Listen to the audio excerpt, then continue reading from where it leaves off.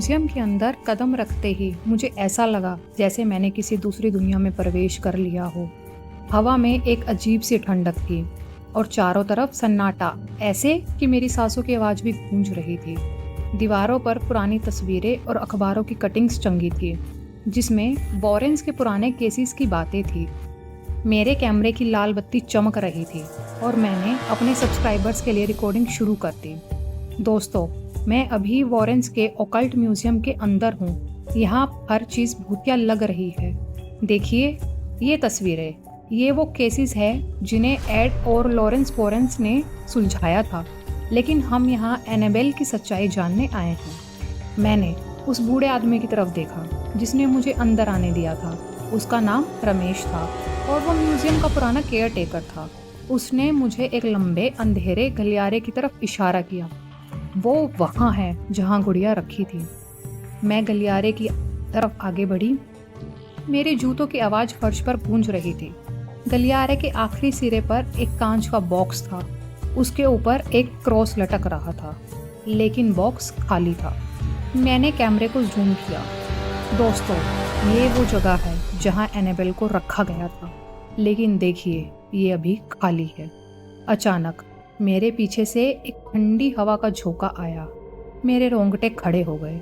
मैंने पीछे मुड़कर देखा, लेकिन वहाँ कोई नहीं था। रमेश दीवार के पास खड़ा था और उसकी आंखें मुझ पर टिकी थी। मैंने पूछा, रमेश जी, ये गुड़िया गायब कब हुई? उसने धीमे से कहा, कुछ हफ्ते पहले। लेकिन ये पहली बार नहीं है। 1980 में भी ऐसा हुआ था।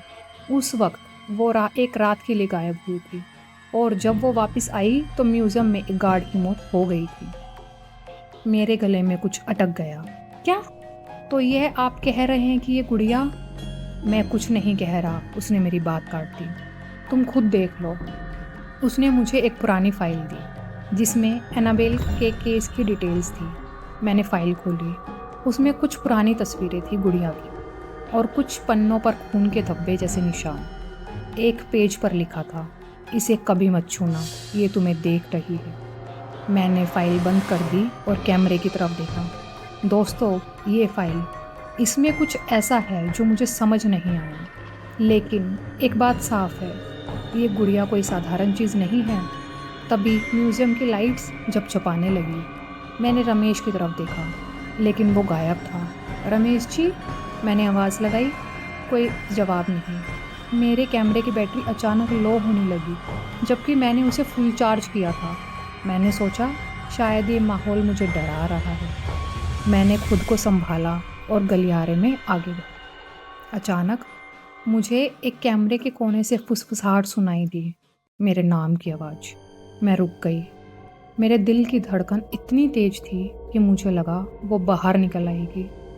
मैंने कैमरे को उस तरफ घुमाया, लेकिन वहाँ कुछ नहीं था।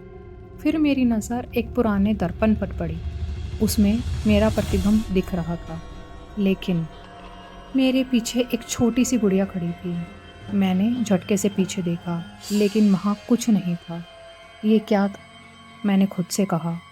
मैंने कैमरे को चेक किया। रिकॉर्डिंग में वो गुड़िया साफ दिख रही थी, रैगडी एन की तरह, लेकिन उसकी आंखें वो खाली थी, जैसे कोई मुझे घूर रहा हो। मैंने वीडियो बंद किया और म्यूज़ियम से बाहर निकलने का फैसला किया, लेकिन जैसे ही मैंने गेट की तरफ बढ़ा, दरवाज़ा अपने आप बंद हो गया। रमेश जी, ये क्या मजाक है? मैंने चिल्लाया। तभी मेरे कानों में फिर वही फुसफुसाहट आई, मुझे छोड़ दो। इस बार आवाज़ साफ थी और वो मेरे ठीक पीछे से आ रही थी। मैंने पलट कर देखा, लेकिन वहाँ कोई नहीं था। मेरे हाथ पैर कांपने लगे। मैंने गेट को धक्का दिया और किसी तरह बाहर निकला। बाहर की ठंडी हवा ने मुझे थोड़ा सुकून दिया, लेकिन मेरे दिमाग में वो दर्पण वाली तस्वीर बार बार घूम रही थी। मैंने अपने सब्सक्राइबर्स के लिए आखिरी शॉट रिकॉर्ड किया।